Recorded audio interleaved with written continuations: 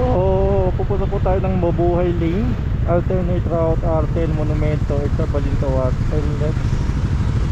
So meron tayong 2 hours and 32 bago makauwi tayo, no?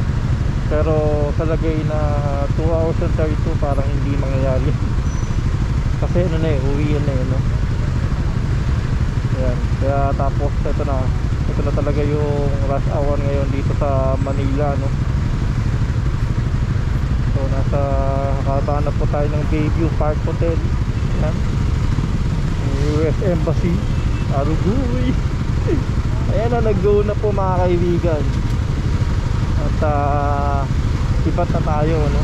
Batsi, kaya nga batsi. Baili. Kaso nag-go pero mukhang hindi pa talaga.